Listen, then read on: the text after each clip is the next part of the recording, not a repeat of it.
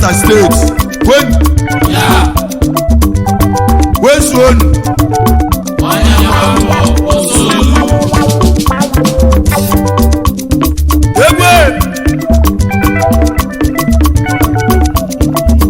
Onyegbambo oli efe nụ. Onyegbambo oli efe, Onyegbambo ga-eli nụ.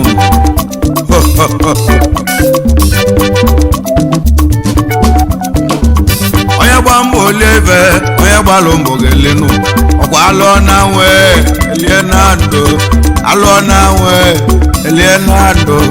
Alụọ na nwe, elie na ndụ. Onyegbambo oli efe, Onyegbambo ga-eli nụ. Onyegbambo oli enu, Onyegbambo ga-eli nụ.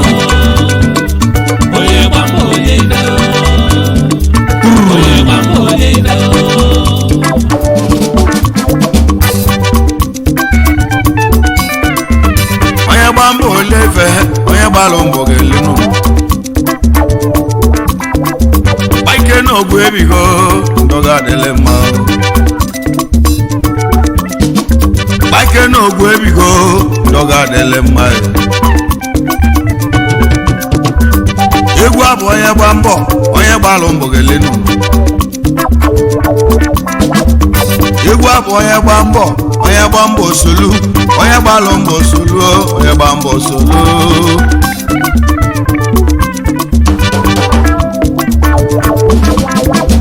Kpaike na Oguebigo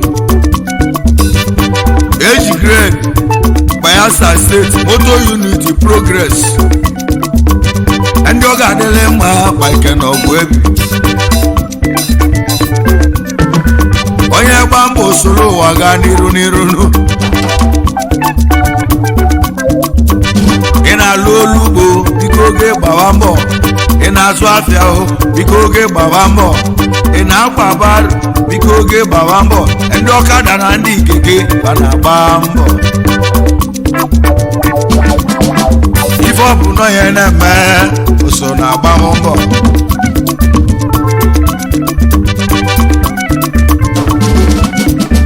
Onyegbambo oli efe, Onyegbambo ga-eli nụ. Ọkwa na-asụsị a na-asụ bifo alụgo ọlụ ugbo. Mkpụrụ onye kwụrụ ụmụnne m ọ ga-awọlụ nụ. Arọ mkpụrụ onye kwụrụ ụmụnne m ọ ga-awọlụ nụ. Onye kọlụ ji ga-egwulu ji enu. Onye kọlụ ede ogwugwulu ede. Onye kwụrụ ọkọkọ wọlụ ọka. Aja so na-agba m mbọ. Onyegbambo oli idu.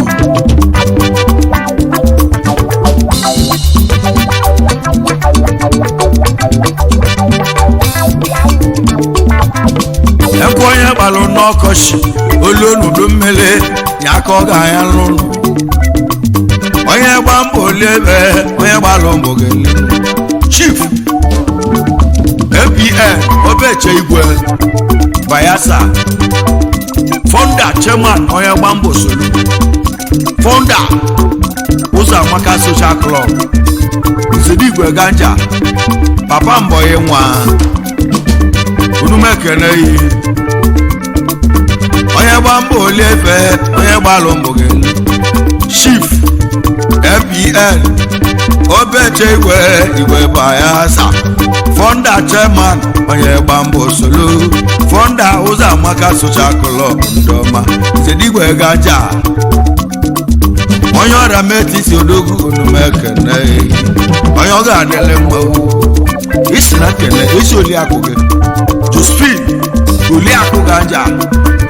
Social Madam. Ịdị ka achọrọ. Esi ogele mala obi die Josephine Ibu Oliakụ nwunye Ganja. Social Madam obili Unumekene. Onyegbambo oli efe, Onyegbambo oli o. Kedu maka Chief Amechi Obiora Walupu Akụ. Vice Chairman Onyegbambo Osolu. Amechi agbakụlụ egbo ọgụ. one na mmụọ agụ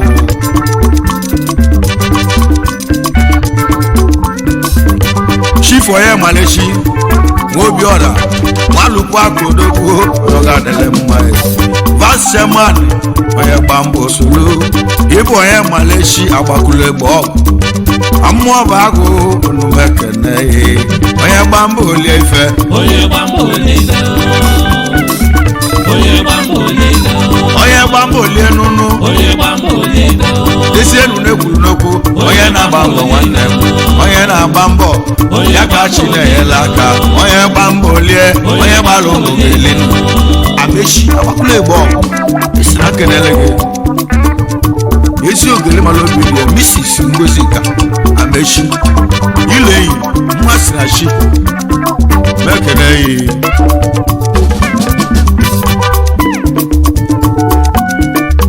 Onyegbambo olie ife nụ egwu aka nji bịa nụ onye na-agba mbọ nwanne m onye na-agba mbọ ya ka chi na-enyela aka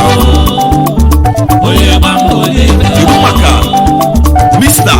IG Okoye Agambo 1 amụdọra anam unu mekene yi Mr. IG Okoye Agambo oke na-aza anụ onye mụdọra anam onye gbalụ mbọ soluo Onyegbambo olie ife onye gbalụ mbọ gele nunu du maka Mr. Chibuko Agwọlụ Chiko Des Agwọlụ Ọka na mmụ ewelu m anam Onyegbambo olie ife onye gbalụ mbọ gele nunu ice Onyegbambo olie nu onye gbalụ mbọ gele Mr. Chimkodogo Agwọlụ Chiko Des ya bụ Agwọlụ Ọka nwamụ enwelu m anam Onyegbambo olie Onyegbambo olie ife onye gbalụ mbọ gele ọ dị a kedu maka Mr. Samuel Nnọrụka nwamụrụ na mma 1 na nzam ogbe onye ọ ga-adịle mma Mr. Samuel Odogwu nwa Nnọrụka nwamụrụ na mma onye mma ezamobe ka isi nwee jelu bịa Onyegbambo olie ife Onyegbambo olie Onyegbambo olie Onyegbambo olie ife Onyegbambo solo Onyegbambo olie ife onye gbalụ mbọ ga-elenu ije kedu maka egwu ọba nwanna lo Chukwuego egwu ọba na lo obi ibuwa anam mgbulugbulu na mmịata anam onye ọ ga-adịle mma egwu ọba ịbụ nwanna lo obi ibuwa ma mmịata anam Odogwu gburugburu ka ị na-aza onye ọ ga-adịle mma Onyegbambo olie ife onye gbalụ mbọ ga-elenu ọkwa alụọ na nwe Onyegbambo olie ife onye gbalụ mbọ ga-elenu Mr. Ikechukwu nwoke ọgwọ ụjọtụ oke na-aza Odogwu nnọọ Mr. Ikechukwu oke ọgwọ ụjọtụ na mmịata na m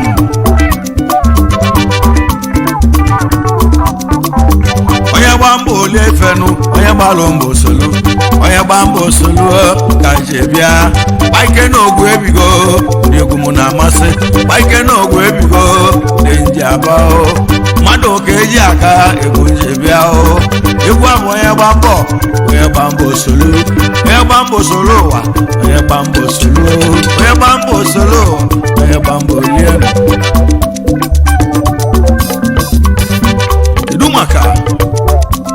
Mr. Michael Wabu nwanne Mike Cement Nkalagu Block na Mwewolumu Anamu Mr. Michael Wabu nwanne Onyoga adele mma Onyegbambo Oliefe Onyegbambo Osolu Onyegbambo Oliefe Onyegbalo Gelenu Alụọ na nwe elie na ndụ alụọ na nwe elie na ndụ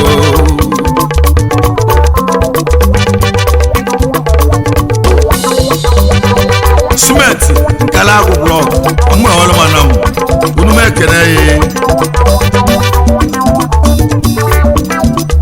Onyegbambo Oliefe Onyegbalo Gelenu kedu maka alọyi mmadụ bụ eze ọchọnga Timtek na Mwewolumu Anamu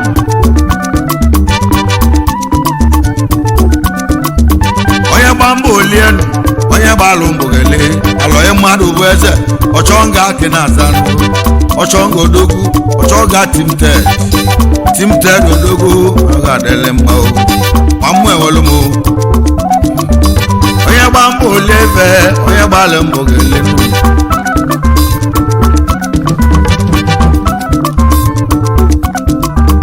Onyegbambo Oliefe Onyegbalo Gelenu enwene kene Mrs. Obugo Chiwaba Ajide agbala ka ibe ya Ajide mma ka mma na ọrama etiti Anam ezi ogele bụ nọ Mrs. Obu Chiwaba Nwajide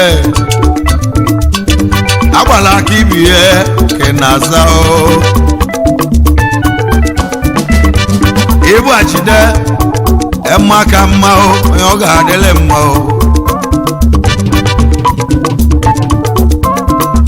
Onyegbambo Oliefe Onyegbambo Osolu kedu maka Adaba Ndive Madam Ndive Iko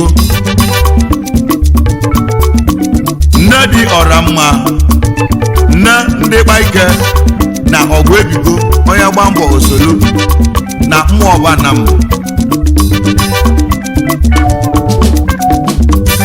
Abọmụlọ ọmụmụ nne ịbụ Adaba Ndive Madam ịbụ Madam Ndive Iko onye ọ ga-adịle mma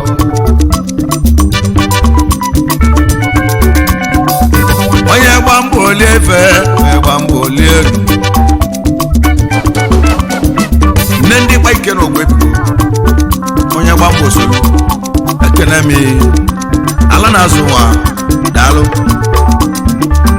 kedu maka Chief SU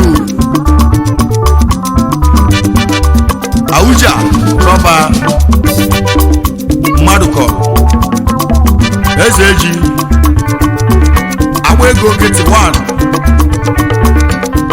nna ndị Kpaike na Oguebigo Onyegbambo Osolu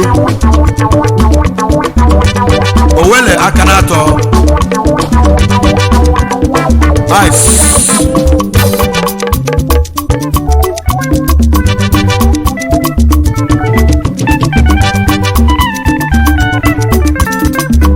Onyegbambo Oliefe Onyegbalo Gelenu Chief SU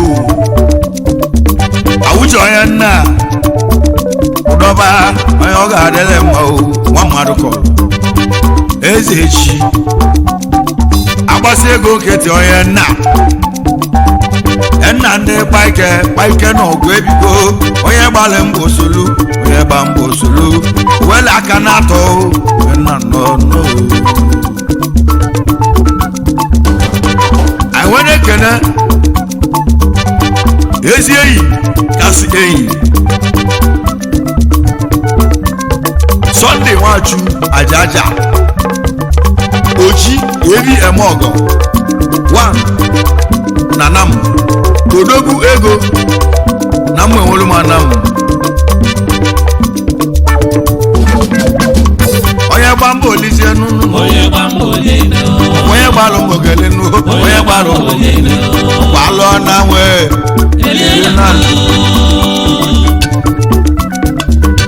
ezi enyi Sunday Nwachukwu ịbụ aja aja ndụ dike ọ dịrị obodo mma ọkwa ịmala ọnwụ dike ọ dịrị obodo mma gbamowe ga-emezi emete n'ụwa mma ezi enyi Sunday bụ Sunday Nwachukwu aja aja ịbụ oji evi emọgụ n'elu odogwu ego nke na-azazụ egwu abụ onye gba mbọ onye gbalụ mbọ ga-eli onye gba mbọ soro ụwa onye gbalụ mbọ soro ndị ọbịa ga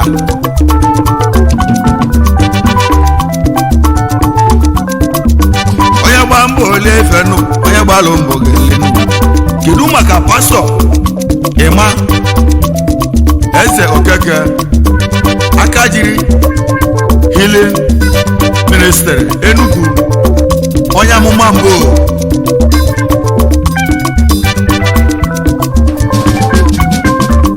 onye gba mbọ ole efe onye gbalụ mbọ ga-elenu pastọ Emmanuel eze okeke aka jiri ministry odogwu ọ ga-adịrị mma onye amụma mbụ odogwu n'Enugu ọzọ Igbo ndụ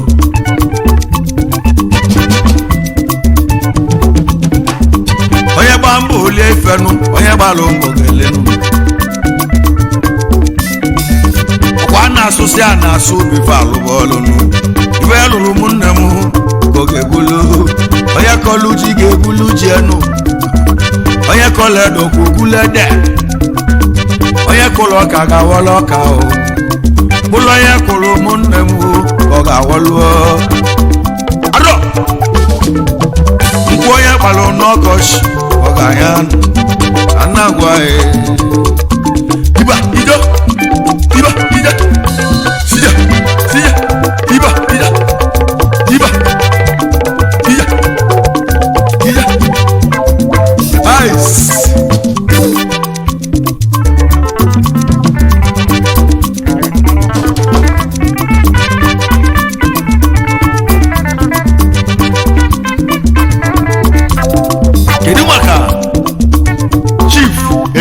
Mbanefu aka Alụmatụ oke ikutu chairman Mmịata Anam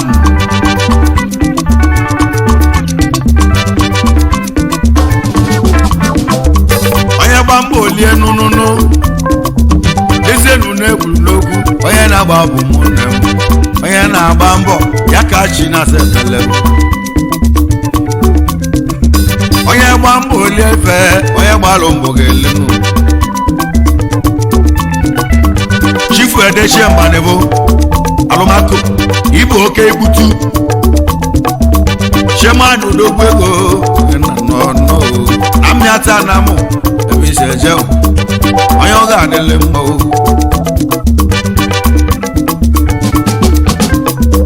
onye gba mbọ olie efe onye gbalụ mbọ ga-elenu kedu maka nke si na ndị egwu Orlando anụ ehi agwụ o kwesịrị mgbe ọra vice chairman 2015/2016 na mgbe enwere m Anam ọ ga-elu n'elu onye gba mbọ olie efe onye gbalụ mbọ ga-elugo nge si n'odogwu n'enu nge si n'emu nwanze egwu Orlando oke na-aza anụ na-ehiri agwụ o kwesịrị mgbe ọra ịbụ o kwesịrị mgbe ọra onye ọ ga-adịle mma vice chairman odogwu onye nna na-ema 2015/2016 na mma enwere ụmụ onye nna nọ egwu abụ onye gba mbọ Kpaike na Oguebigo Anamụba mụrụ ndị ọma Kpaike na Oguebigo ndoko olile egwu mụ na-amasị n'ụcha unu nwe m nwele egwu a ifunu chọrọ ka m ga-emelu unu Kpaike na Oguebi onye mmejọ ya gbara alụọ ka m na-ekwu Kpaike na Oguebi onye gba mbọ olie efe onye gba mbọ olie kedu maka Chief Ndubude onye aka Izọba aka Ichie nwa Chinemeze 1 na Nwiku Anam Ndubes mekele yi Kpaike na Oguebigo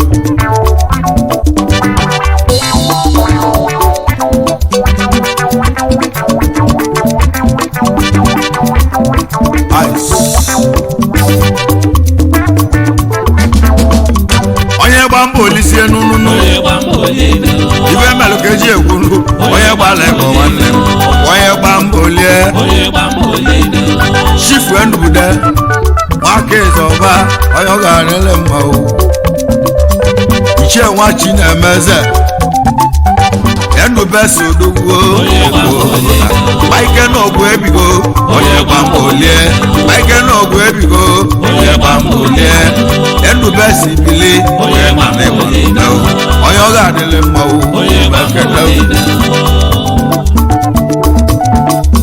kedu maka Chief Sir Nnameke Anthony Ichie eziokwu bụ ndụ 1 na Nam ọra m etiti mekele gị Kpaike na Oguebigo Kpaike na Oguebigo nnu ka ndị ọ ga-adịle mma Onyegbambo olie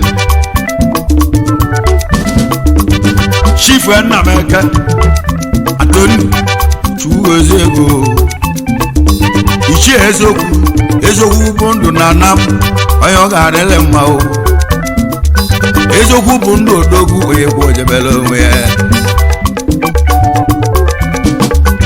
mmadụ ukwu eziokwu dị n'ụwa nwere onwe ya Chief Sir Nnameke Anthony Ichie eziokwu bụ ndụ unu m ekele ya Kpaike na Oguebigo onye gba mbọ olie efe onye gbalụ mbọ ga-elenu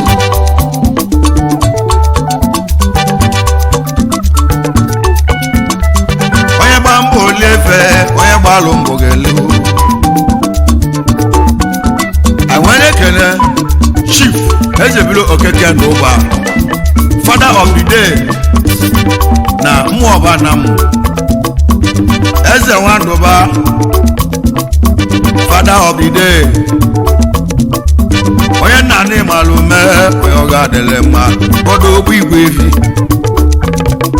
Kpaike na Oguebigo ndị ọ ga-adịle mma onye gba mbọ olie elu onye gbalụ mbọ ga-ele mgbe onye lụrụ ya ka onye ga-ele onye gba mbọ olie ebe kedu maka Chief Edwin Anorobi onye aka na Mmụdọra Anam mekele Chief Edwin Anorobi onye aka onye Mmụdọra Anam Onyegbambo solu Onyegbambo leo enwere ekele Chief Chiduo Ajan ọdịna mkpa 1 na Mmụọba Anam Nenu Chidube Chief Chidube mu nwaja na Omogo ọdịna mkpa ka na-aza o Chidu Ajan nwanne m n'oge bụ ọdịna mkpa arọ ibe nụrụ ka oge elinu Onyegbambo lie onye gbalụ mbọ solu Kpaike na Oguebigo Onyegbambo solu Chief Chidu Ajan ọdịna mkpa 1 Mmụọba agụ onume ekele gị enwere okwu atụ egwu na mmụọ ọba na mbụ n'enu Emmanuel ọnụ ọda okwu atụ egwu ka ị na-aza mmụọ ọba gboo ime ọnụ ọda okwu atụ egwu arọbịa arọdogbo mụbụ egwu lebe olu ụmụ na mmanwụ mgbe jechila ọnụ giriri sa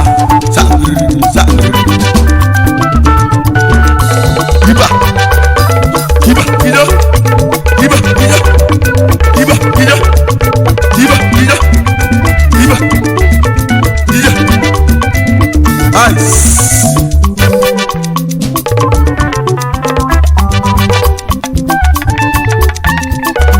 onye gba mbọ olizie nụnụnụ onye gbalụ mbọ ga-elihu onye gbalụ mbọ ga-elienu ọkwa alụọ na nwe elie na-alụ alụọ na nwe elie na-alụ Kpaike na Oguebigo dị oke olili Kpaike na Oguebigo dị oke olili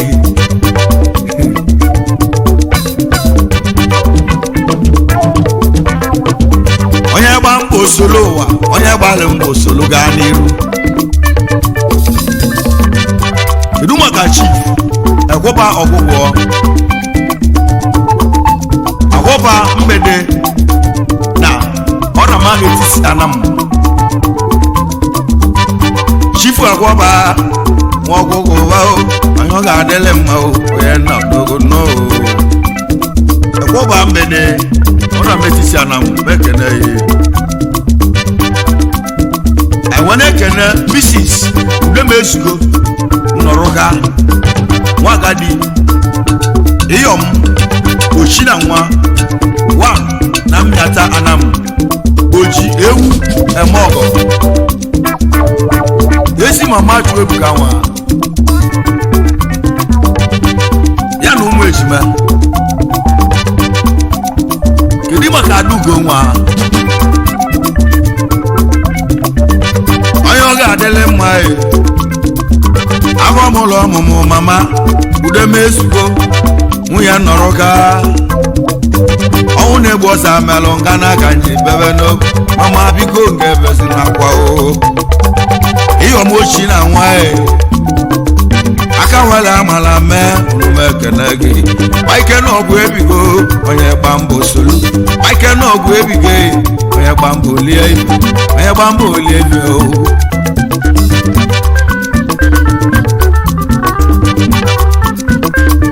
kedu maka Mrs. Nkiruka Anekwe Simple Madam na ụmụ ọbanam mekene ezi ogele mala obi di ya ezi ogele bụ nọ Nkiru Anekwe Simple Madam nwa ụmụ ọbanam mekene onye gba mbọ olebe Nkiru Anekwe Chukwugozigo kedu maka Mrs. Adaba nwa bụ nwanne nne m nwagbala na ụmụdọrọ anam Mrs. Adaba nwa bụ nwanne nne ụmụ agbala ụmụdọrọ anam iseje Kpaike na Oguebigo onye gba mbọ solu onye gba mbọ oliebe onye gba mbọ solu enwere ekene Ikechukwu dọm anyị esoro Ogbuebi Omekania wad na ụmụ ikwu anam onye ọ ga-adịle mma Kpaike na Oguebigo onye gba mbọ oliebe onye gba mbọ olielu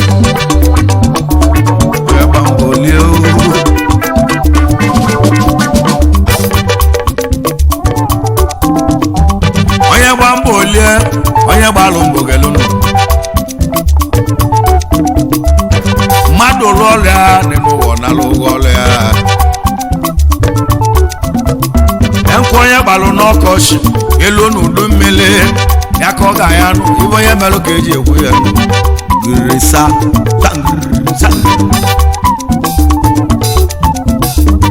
olu ụmụ na mmanwụ mgbe njechili ọnụ Kpaike na Oguebigo ndị oke olili iba ida iba sida iba ida hey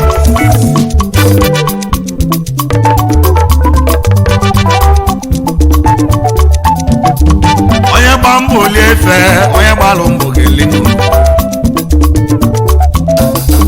Onyegbambo lefe Onyegbalo mbọ gelinu Nenu Ikechukwu dom nwanyị esoro Ibu omeka na ya na mma ikwu anam ebe ahụ ka isi eje Kpaike na Oguebigo Kpaike na Oguebigo ụmụ m nwere egwu m ndị ọ ga-adịrị mma Chukwu gozie unu cha egwu abụ Onyegbalo mbọ gelenu Chief Obalishi Okeke Udense Alụba Estate na ọrama etisi anam onye nna power Onyegbambo lefe Chief Obalishi Okeke Udense Alụba Estate akamele egwu na anam onye nna papa esekpu olongi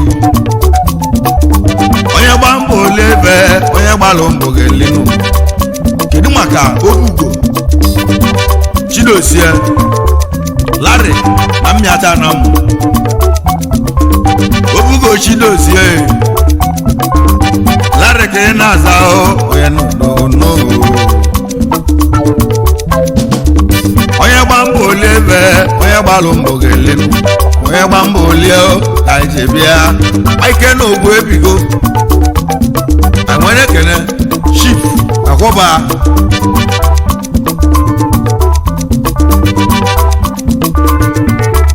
onye nna m ekene yi mmanwụ tiri dibịa udume mkpọ ọgwụ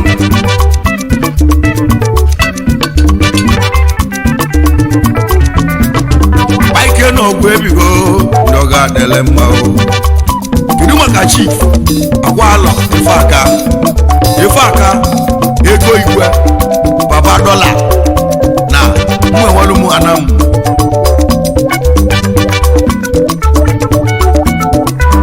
Onyegbambo lefe Onyegbalo mbọ gelenu Onyegbambo lefe Onyegbalo mbọ gelenu Chief Akwalọ nwefe aka ego igwe ibu ego igwe baba dola na mwenwelu mu ebe ahụ ka isi eje enu Kpaike na Oguebigo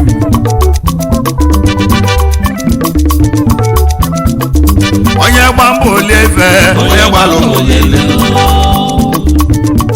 kedu maka Sunday Nwakonuche Ezennia wa na anam obodo eze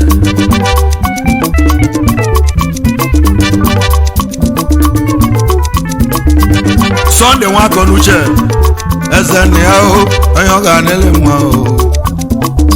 Onyegbambo lefe Onyegbalo mbọ gelenu Kpaike na Oguebigo Onyegbalo mbọ gelenu Sunday Nwakonuche odogwu onye nna dogo no Ezennia wa na mmịata obodo eze nwanne m ka isi eje ịbụ baba Ọnịcha Ọnịcha onye ọ ga-adịrị mma ike na Bayelsa steeti odogwu na Bayelsa Ezennia power Nwakonuche odogwu ego aka wela mara mee Sunday Ọnịcha Ezennia wa nwakpala akụ n'ikolobịa papa Chukwu gozie ego Ezennia wa onye ọ ga-adịrị mma Onyegbambo solo ụwa Onyegbambo lie ifenu Ezenia Baba Noncha mekene yi onye nwe egwu na nam ọmụ na ebe ego abụ onye gba mbọ ole venu onye gbalụ mbọ edu maka chief edechie mandate Ojeligbo nwanna m na mụ enwere ụmụ chief edechie mandate Ojeli ị na-ejeli Igbo emu enwere ụmụ ana m ọ bụba amụrụ gị n'afọ Ojeligbo ibe emelụ ka eji egwu onye nna na-ego adị onye gba mbọ oli efe onye gbalụ onye gba mbọ oli efe onye gbalụ chief edechie mandate Ojeligbo megene gị ka nkenekwa Mr. Nwabụ nwanne mmadụ na-eme odumodu na mmụọba na kenọgụ oselu n'egbambụ Mr. Nwabụ nwanne mmadụ na-eme odumodu ka ị na-aza egbambụ oli efe onye gbambụ oli efe Chief IG ọba agha ọgụgụ anyị anamụ ka isi ege onye ọrịa metisi na anamụ onye gba mbọ ole onye gbalụ azụbike agbata nwabili eji n'Igbo dogbuo aka na-eme ọgọ nnọọ azụbike agbata ejiri kiri maka ọba dị nwanne gị ọba dị abat 200 eme ọgọ nwa gbata nwa bidede eji n'Igbo dogwu aka nwere amara mee biko ke n'ọba dị ọma ọgọ nwanne Kpaike na ogwe ikwu mmụ bịa n'obi onye gba mbọ oli efe onye gba ole efe onye gbalụ alụ na nwe